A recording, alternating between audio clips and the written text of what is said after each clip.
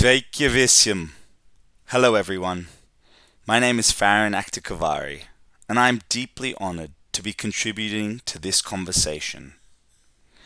I am recording this lecture for you from the ancient land of Australia, and I would like, as is custom here, to pay my respects to elders past, present, and emerging, both here, from my place of learning in Australia, but to all those elders past, present, and emerging in Cēsu and elsewhere in the world.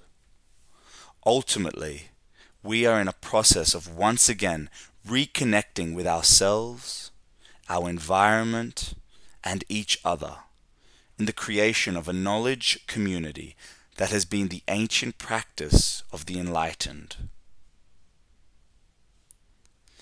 At this moment, I would like to also acknowledge the project lead and his collaborators, my friend Mr. Yanis Kitahanis, who has taken the steps to initiate this project and bring together this community, who has invited me to contribute some thoughts on the educational process. I've titled this lecture today, Open to Learn. My contribution will not focus on particular curricular matters related to learning, but the reorientation of how we go about creating new habits of behavior and culture, individually and collectively, through the process of knowledge generation, application, and dissemination. This is not a lecture about improving test scores or to create more automated beings in a technological utopia, but rather how we can return to an ancient community-based method and approach of how learning can bring about the latent potential of human beings to contribute to their own intellectual, social, spiritual, and economic realities. It is primarily focused on the ability to engage deeply with the potential of human beings, not as purely economic citizens, but seeing in them their participation in the life of their communities and their evolution. For too long, the walls of institutions have been repainted.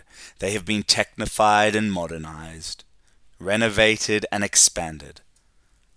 But what if all the gloss was peeled back? Has there truly been improvements in the methods, approaches, and pedagogical underpinnings of ways of knowing in these institutions? Have we actually grown? Debatable. But my immediate response is that despite the sincerest of intentions, from the elementary to the tertiary setting, our education has focused on the output for efficiency, to the drastic demise of creativity and the arts. Automation is here, and its ability to create efficiency will surpass even the most logical and methodical of people. What our purpose is, then, to engage with the unique endowments of the human, to think, to comprehend, and to act. Whoever teaches, they say, learns in the act of teaching, and whoever learns, teaches in the act of learning. In this process, we come to recognize that we are in a communitas. Communitas refers to an unstructured community in which people are equal, who are at the liminal stage, at the beginning, at the threshold between their previous way of identifying time and their community and the new way of approaching their life as a community member. We are a community of people that have come together to explore what it means to learn not in one place or by a set curriculum, but by many contributing to the generation, application, and dissemination of knowledge from diverse fields and experiences.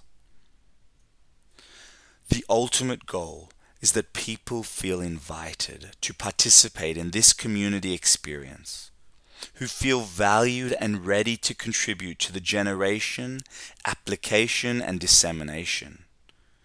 Learning, then, as a mode of operation, requires that all assume a posture of humility, where one recognizes that the most important act is in the process of learning, is listening. Because it is through this deep listening that we are able to ask ourselves and our communitas the questions needed to grow and develop. But there is a problem, and this problem is the fragmented human. This stumbling block needs to be exposed, to be analyzed, and to be rethought of. What is now emerging is the recognition that we are at this stage of potential transformation. We are at the threshold of a new way of working and being. But first, we need to accept that the fragmentation of the human has been an inbuilt component of the way in which we have been schooled and socialized for several centuries now.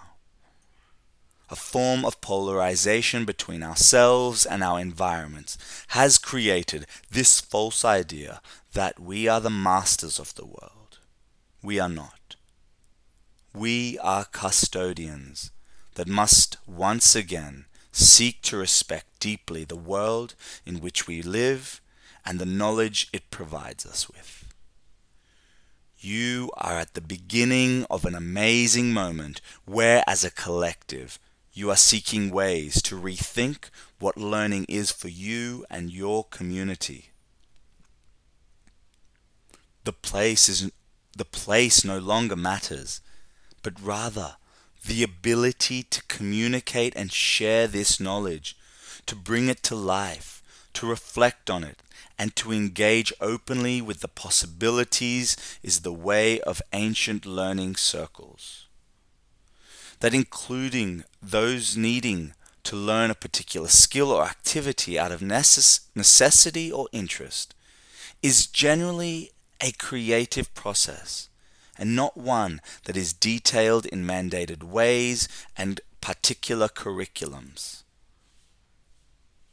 Ultimately, for me, I connected deeply with this idea that a master in the art of living draws no sharp distinction between his work and his play, his labor and his leisure, his mind and his body, his education and his recreation.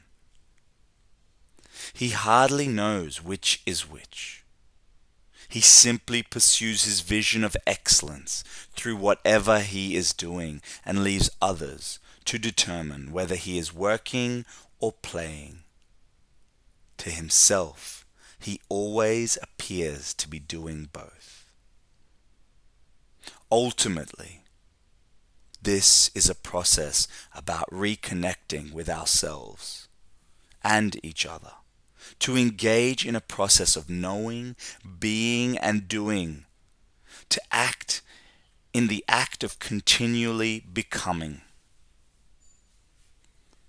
To see no dichotomies between who we are, what we do, and how we contribute in our words and our actions will be the task of realigning ourselves as a whole human.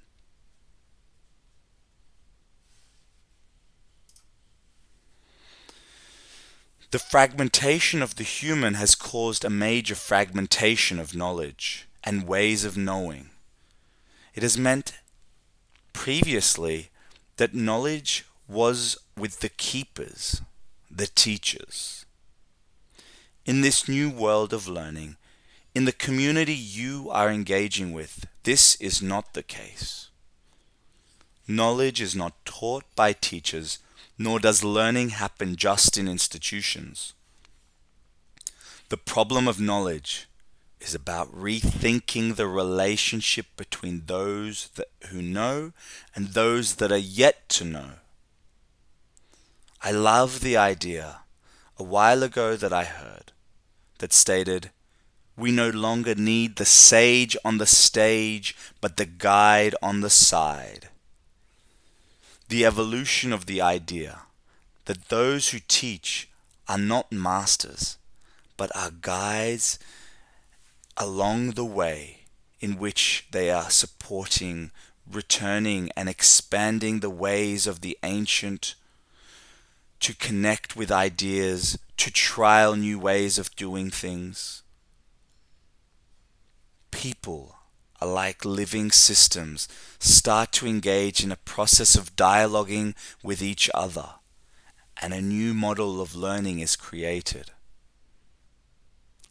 Living systems, if we take that as an analogy and bring it to our learning system, are in a constant state of becoming, literally creating and recreating themselves minute by minute through an ongoing dialogue between their patterns and structures, processes and context. These 4 dimensions provide a systematic framework from which we can construct our own mind dynamic image of the self-creating process in a system of knowing, being, doing that ultimately is becoming.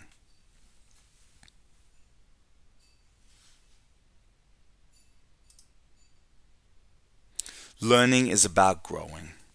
The fragmentation of knowledge and the drive to measure learning has left us disillusioned by its purpose. So we now are at a stage where we need to think about how knowledge then will be generated. These new pillars of the knowledge system will be creative and collaborative. You could think about it like an ecological approach of knowing, where we are living and learning creatures who are members of this communitas, linked together in a network fashion. At the same time, each of you is like an individual organism with complex ecosystems consisting of even smaller organisms, emotions, ideas, feelings, thoughts, understandings. A network within networks. Thus, the network is underlying pattern of all of life. And it is, as they say, a web of life. The act of generating knowledge and engaging in the process of knowing and doing and becoming is not based just on one form of knowledge, meaning a deep respect and interaction for various fields of inquiry. The medical doctor does not disregard the psychologist, nor the psychologist the environmentalist, or the environmentalist the garbage collector, nor the garbage collector the teacher. All deeply respect the knowledge and experience of the other and seek to openly understand the point of view that the other brings. They present and collectively make efforts to better understand their own reality. The generation of knowledge, then, ultimately is focused on the investigation of reality, a universal faculty that all people are able to engage with if they so choose to. It must be remembered, however, that the human mind is not without limits, that human knowledge of reality will always be tentative and fallible on some level. Nonetheless, the faculties of the mind can and must be further trained and developed and applied to the investigation of reality in increasingly systematic, organic ways, if the well-being of a community, nation, and humanity are to be achieved. It is about all people recognizing that they are active participants in their communities and are acting from a point of knowledge. Why not continually engage in it and participate in progressing it?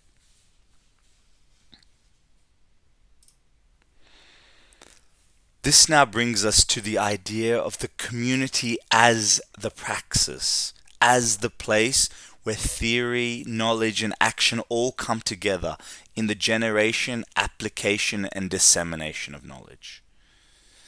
It is where it is integrated fully with the natural world. A new ecology of cultural awareness and understanding takes experience over profit and values connection over outcomes, moving beyond isolation and alienation to a world where we become once again organic with the world around us.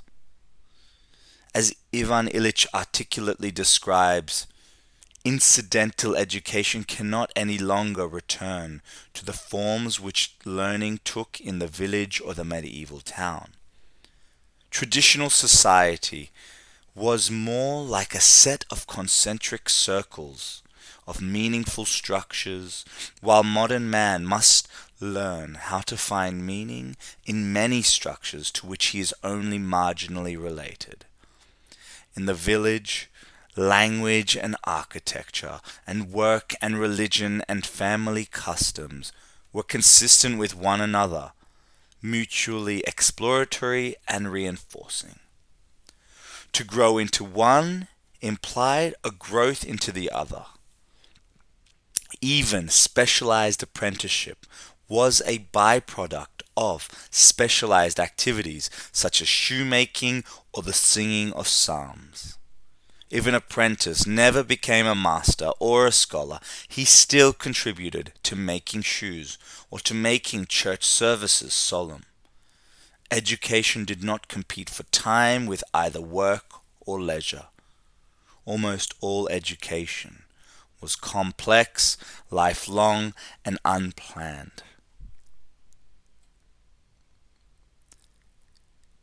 It is in this gem of a paragraph that we have the opportunity to think deeply about the process of realizing our learning as it invites curiosity and exploration, where there is no difference between your engagement as a community member between your work and your leisure, where people participate in a process that is creative, collaborative, and develops the critical abilities to understand reality from a different perspective, to take from it what is required and to add to their framework of living.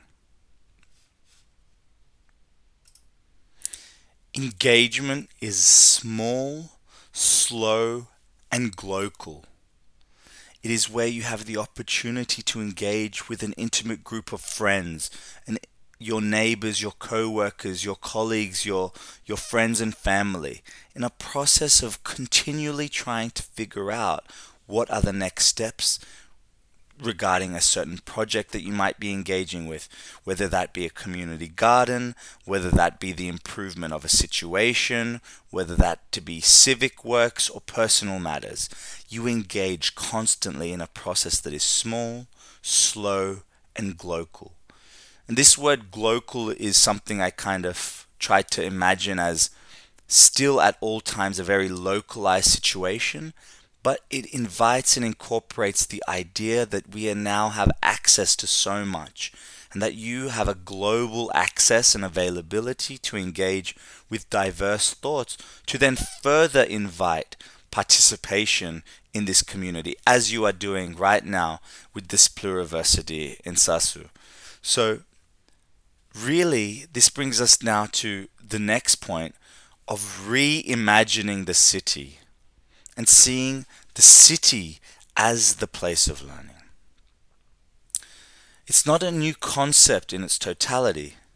However, it requires committed participation of those seeking to rewrite what the city is to a model that explores what it means to demonstrate that the fragmentation of the mind is not the way in which to bring about this new form of community life. There will always be people interested in particular fields, in interests and hobbies, and there will be people who are willing to share what they know. And the ancient practice of apprenticeships will once again find normalcy in the life of the city. People will come to realize that there are people they can learn from everywhere in the city. Everyone is a potential participant in the process of knowledge generation, and every place a potential place of learning.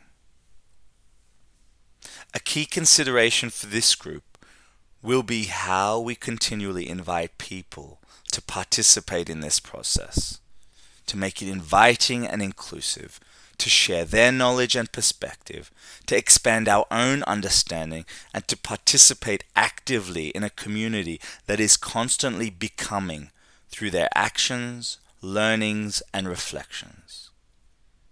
It will be a process that is slow, meaning transformation will not happen overnight, but gradually through meaningful conversations. They will permeate through the community as the whole place is connected in a process of knowing, small groups and close connections. The global, as spoken about earlier, will be deeply connected to the local people, but will give opportunity to find ideas and inspiration using the resources available and the power that the internet has given us.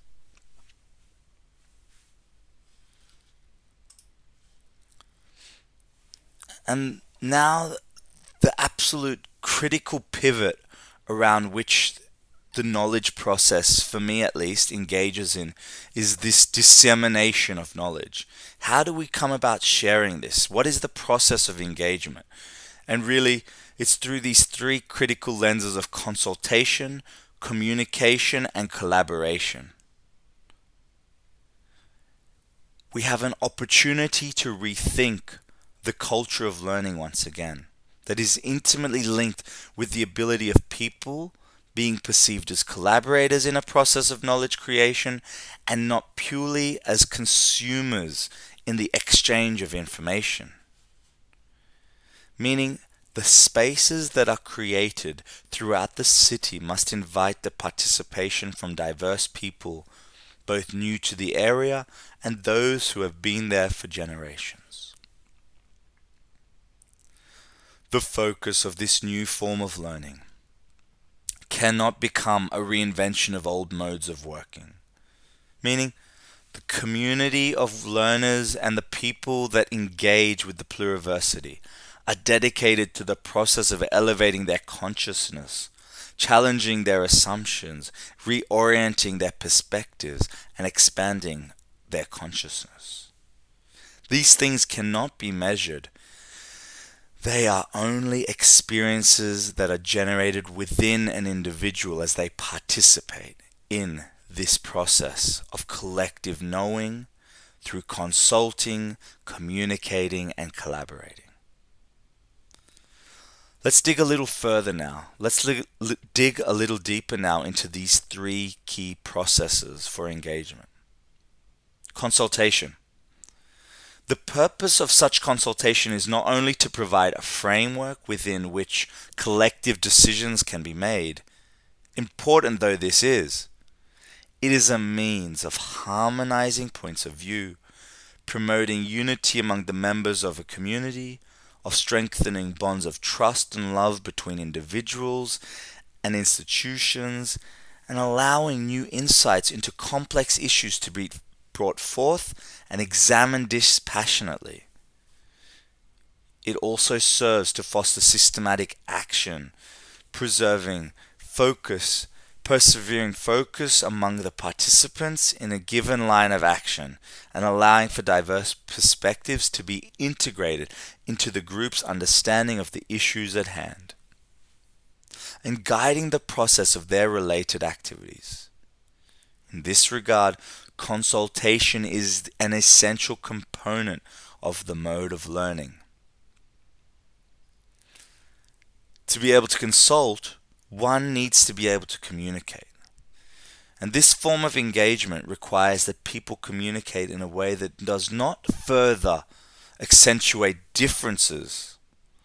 Ultimately, it requires that we engage in a way that is open and frank, yet in a respectful manner, offers differing perspectives, recognizing that differences that we hear may actually be our own assumptions and thoughts and imaginations.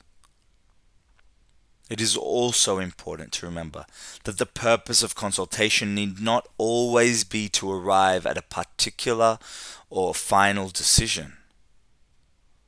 Often, the aim may simply be to engage in an exchange of views so as to help clarify a certain matter and bring about this unity of vision and understanding. And finally, collaboration.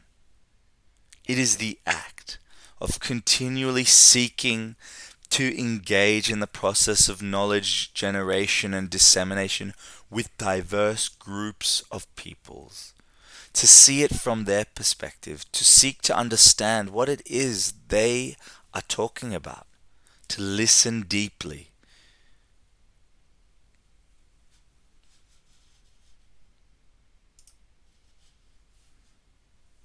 And ultimately, what are the spaces that we find ourselves, and how will we be connected with one another?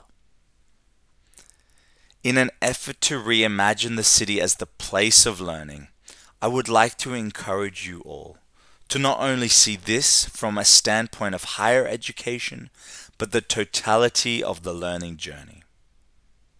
The earliest days of learning are some of the most influential in the life of a child. That these places of learning, whether they be kindergartens, schools, or universities, must become involved in this process of reimagining spaces where learning happens. Intentionally designing spaces that encourage people to connect and come together, to play with ideas, to experiment, to make, break, and create, to design and repurpose as the situation requires. I would like to also contribute now two major principles about at whatever stage one is as on the journey of the learner. To participate effectively in the learning process, people need to engage in the process of knowing with wonder and rigor. People can do this by being playful in their approaches and being readers. Why do I say this? My experience over the past 10 years within the primary education sector, I have seen in diverse settings that those who are curious and seek out knowledge, who want to participate, are actually those who have fostered a deep love of reading and asking questions. They are also not afraid to be playful, meaning they have had opportunities to make and create in their earliest days of learning. They use a variety of materials to imagine and create objects of wonder. They collaborate with their peers and they articulate their design process. I share these examples with you as I believe that the spaces and places you are creating throughout the city must further reiterate this decentralization approach of the small, the slow, and the global. That they be research-based, that they be consultative, and that they are action-oriented, playful, and inspiring. One last point that I would like to contribute to the idea of diverse learning spaces are existing civic institutions such as libraries and sporting clubs. The generation, application, and dissemination of knowledge is a process that is deeply personal, but is intimately connected with the community. How?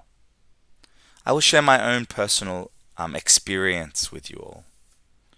In Australia, I participate in the ritual of early morning ocean swimming, sometimes for fitness, sometimes for leisure. But I always return to the feelings of rigor and wonder, even in those earliest of mornings. When I am by the seaside, when I see the magical sunrise, and the ever-changing tides of the ocean, the currents within it, and the wind above it, I am brought into a state of awe and wonder. I connect with others and we collectively partake in our morning swim and finish with a coffee from the cafe, where conversations both of little and great importance are brought to the table, where jokes are had and consciousness is raised and rested in our conversations before the day of work that is ahead of me. Ultimately, this act over the past 10 years has become a staple of my ability to connect, has become a pattern of my life, and the community and the things that I learn in both formal and informal ways about the ocean, about myself, and the way others think and act in diverse settings and situations has proven to be priceless. The ocean challenges me to learn what it truly means to live and be alive, to think about what can be learnt from every experience. Ultimately, it's not just a physical space that I enter, but a place of connection with myself, with nature, and with others. I am continually learning and engaging with this wondrous experience, and I hope you know or you're thinking about what that place and space is for you and how you may be able to create this feeling for yourself.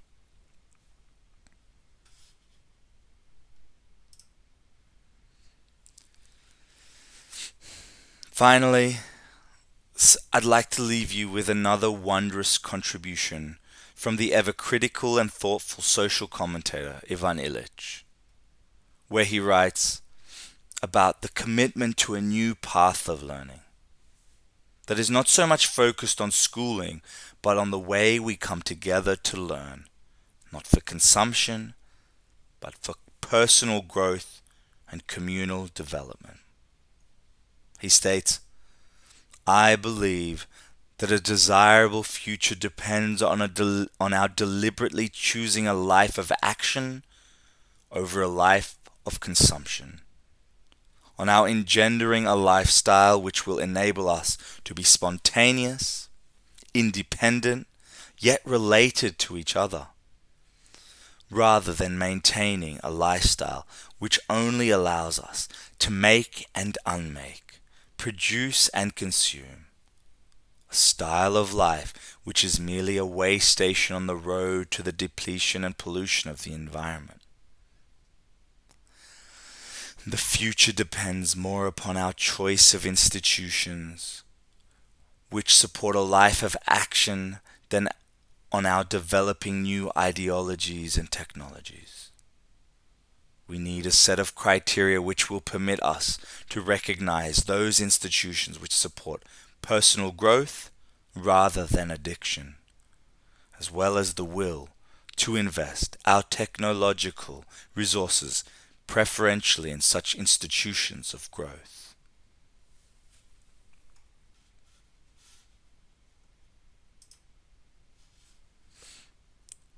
Thank you, everyone, for taking the time to listen to these thoughts and contributions. Before I leave you with a guided meditation to reflect on some of the ideas shared before you, I want to pass on my contact details. I hope to confirm with Yanis ways in which I can be in contact with the project and follow your progress. Thank you once again, and I wish you all the best. Learning happens within.